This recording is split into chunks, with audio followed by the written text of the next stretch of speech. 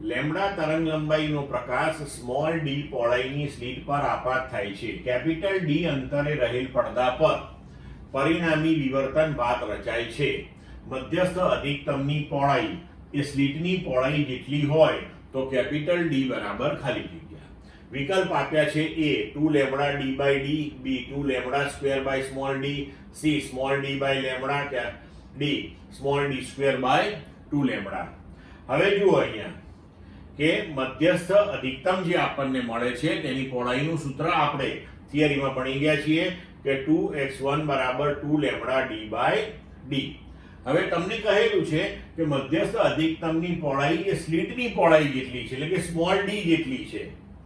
તો 2x1 બરાબર આપણે ડી મૂકી દઈએ તો ડી બરાબર 2 lambda capital d by small d. હવે આપણે શોધવાનું છે કેપિટલ ડી, તો એને સૂત્રનો કરતા કરીએ તો કેપિટલ ડી બરાબર small d square upon 2 lambda.